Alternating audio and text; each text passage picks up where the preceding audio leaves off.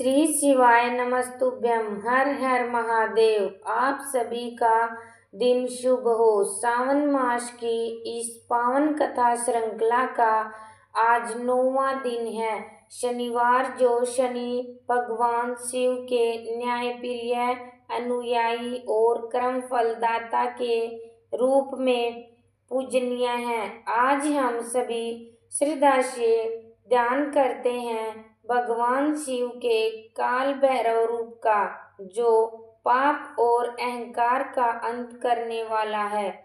उनके साथ साथ आज शनिदेव की भी उपासना आज अत्यंत फलदायक मानी जाती है, जो हमें कर्म के अनुसार फल देते हैं, लेकिन दया और शरण में आने पर हम कष्ट से उबारते भी हैं।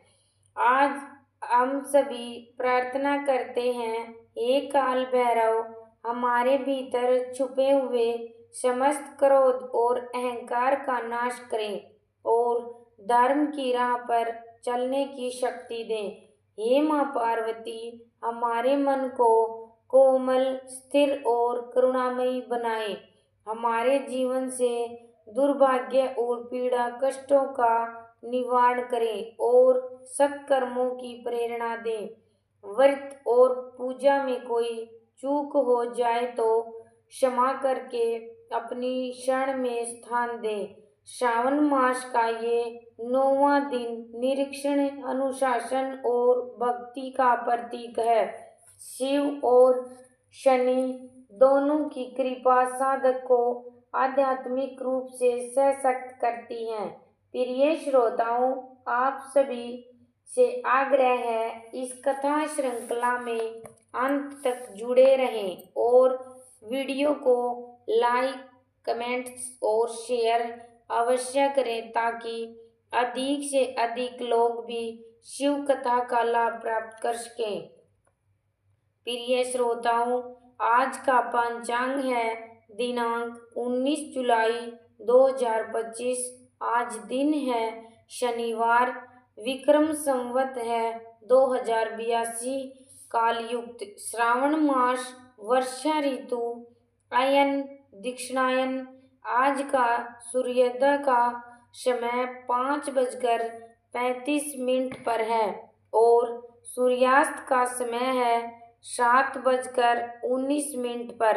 आज का ब्रह्म मुहूर्त है सुबह 4:13 से लेकर सुबह 4:54 तक है।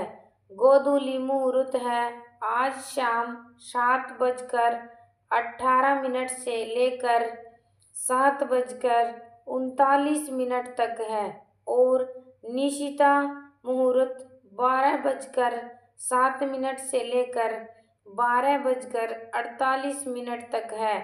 कृष्ण पक्ष तिथि नवमी है। पांडव वंश की गाथा, राजा सुशील की कथा, महात्म अध्याय 9 में आपका हार्दिक स्वागत है। पौराणिक काल में पांडव वंश के अनेक प्रतापी और धर्मपरायण राजा हुए। युधिष्ठिर से प्रारंभ होकर यह वंश अनेक सद्गुणों से विभूषित था। महात्म के 9वें अध्याय में हम एक ऐसे राजा की कथा जानेंगे जिनका नाम था राजा सुशील। यह कथा न केवल उनके पराक्रम की है, बल्कि धर्म, शक्ति और भक्ति, करुणा की शक्ति भी साक्षी है। राजा सुशील का जन्म और शिक्षा। राजा सुशील महाराज परीक्षित के पुत्र जन्मेजय के वंशज थे। उनका जन्म हस्तिनापुर में हुआ था। जन्म के समय ही ऋषियों ने कहा था कि यह बालक न केवल अपने पूर्वजों की कीर्ति को आगे बढ़ाएगा, बल्कि धर्म और न्याय की एक नई परिभाषा स्थापित करेगा। राजा सुशील बचपन से ही अत्यंत विनम्र, विद्वान और समाजशील थे। वे गुरु कृपाचार्य के आश्रम में शिक्षा प्राप्त करते थे और उनके प्रिय शिष्य माने जाते थे। धर्म ग्रंथों, युद्ध कला, नीति शास्त्र और लोक व्यवहार में वे अत्यंत निपुण थे। प्रजा का पालन और राजा का धर्म। युवावस्था में जब उन्होंने हस्तिनापुर का सिंहासन संभाला तो उन्होंने सबसे पहले धर्म ही राजा की आत्मा है इस सिद्धांत को अपनाया।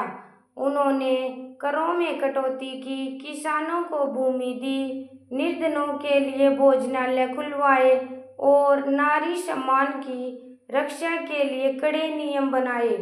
राजा सुशील स्वयं प्रतिदिन ब्रह्म मुहूर्त में उठकर गंगा स्नान करते और फिर राजसभा में न्याय करते। उनका नियम था कि किसी भी दरबार का आरंभ केवल प्रजा की समस्याएं सुनकर ही किया जाए। राजा की परीक्षा और जंगल की ओर यात्रा। एक दिन राजा को सौपन में एक ऋषि दर्शन देकर बोले, हे सुशील, तुम्हारे राज्य में एक अज्ञात तपस्वी संकट में है। जब तक तुम उसे ढूंढकर उसकी सेवा नहीं करोगे, तुम्हारा पुण्य अधूरा रहेगा। राजा सुशील ने यह सौपन दर्शन को ईश्वर की आज्ञा माना और अपने महामंत्री को राज्य सौंपकर एक सेवक और गुप्त रूप में जंगल की ओर प्रस्थान किया। वन में साधु की परीक्षा। 3 दिनों की कठिन यात्रा के बाद वे नर्मदा नदी के तट पर पहुँचे। वहाँ एक वृद्ध तपस्वी को उन्होंने देखा जो कटीले झाड़ियों में गिरकर घायल हो चुका था। राजा ने बिना विचलित हुए उसकी सेवा की, उनके लिए जल ढूंढा, जड़ी बूटियों से पट्टी की और भूखे साधु को अपने ही भोजन से तृप्त किया। साधु ने आँख खोल कर देखा और मुस्कुरा कर कहा, हे राजन, तुम अपने तप और सेवा में परीक्षा में उत्तीर्ण हुए हो। मैं कोई साधारण तपस्वी नहीं बल्कि नारद ऋषि हूँ। नारद मुनि ने उन्हें आशीर्वाद दिया, तुम्हारे वंश में फिर कभी अकाल विपत्ति या अधर्म नहीं होगा। धर्मयुद्ध और अहिंसा की सीख।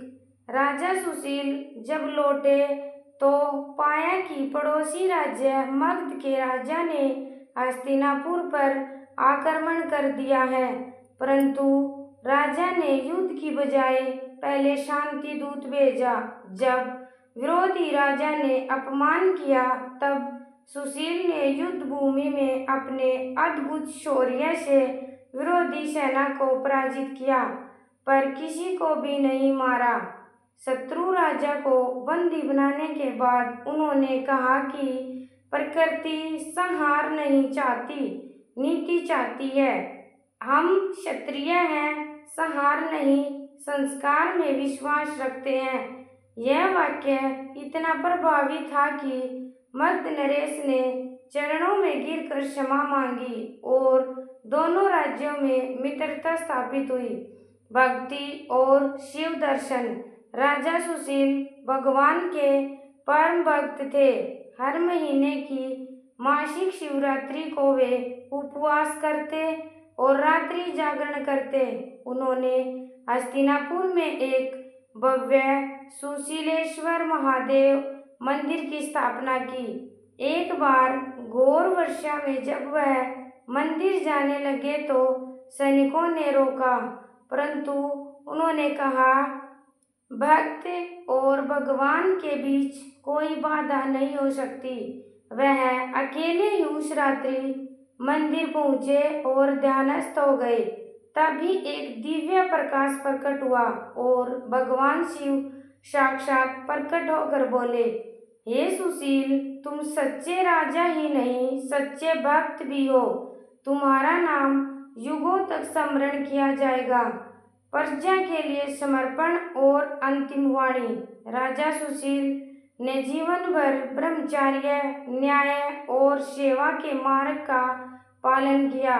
वृद्धावस्था में जब उन्होंने अपने पुत्र धर्मराज को राज्य सौंपा, तब अंतिम सभा में उन्होंने कहा, राजा वही है जो सबसे पहले अपने अहंकार का त्याग करता है। राजसिंहासन तपस्या है, विलास नहीं। इसके बाद वे गंगा तट पर एक आश्रम बनाकर वहां रहने लगे और भगवती व शिवपुराण का पाठ करते हुए साधु जीवन व्यतीत करने लगे। राजा सुशील की कथा पांडव वंश के वैभव और आध्यात्मिकता की उज्जवल मिसाल है। उन्होंने यह सिद्ध किया कि केवल युद्ध कौशल नहीं, बल्कि करुणा, सेवा, भक्ति और सत्य ही किसी राज्य की सबसे बड़ी विजय होती है। आज भी हस्तिनापुर के पास स्थित सुशील तीर्थ पर श्रद्धालु उनके चरण चिन्हों का दर्शन करने आते हैं और कहते हैं, जहाँ धर्म, सेवा और भक्ति साथ हो, वहाँ साक्षात शिव निवास करते हैं।